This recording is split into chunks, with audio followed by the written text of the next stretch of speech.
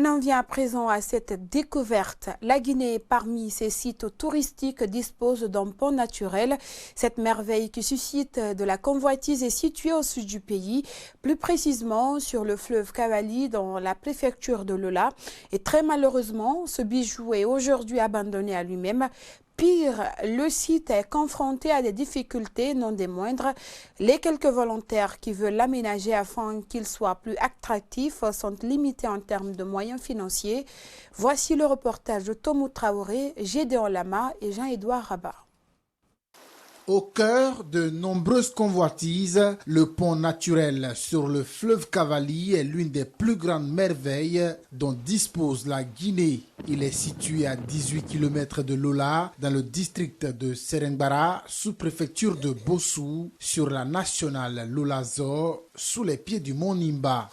Le pont naturel, c'est un lieu touristique. Il y a plusieurs personnes qui viennent se reposer ici, qui viennent voir, visiter. Ils ont longtemps attendu le pont naturel, mais ils n'ont jamais vu le pont naturel. D'autres peuvent venir, ils veulent un lieu où ils peuvent s'asseoir, causer longtemps. Mais ici, c'est dans la savane. L'histoire du pont naturel date des temps anciens, mais d'après des études scientifiques, c'est l'effet de l'érosion qui a creusé ce passage de l'eau sous cette grotte.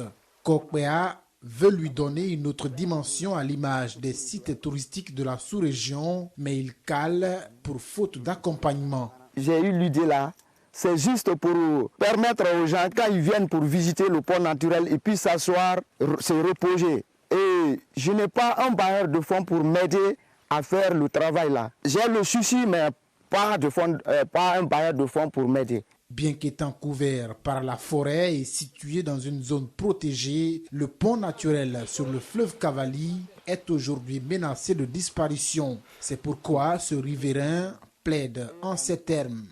Je passe toujours par vous encore de cesser quelqu'un de bonne volonté de m'aider. L'appel que je lance, c'est ça. Nuit et jour, partout où je vais, je dis ça. Quelqu'un de bonne volonté pour m'aider à aménager, à achever mes activités.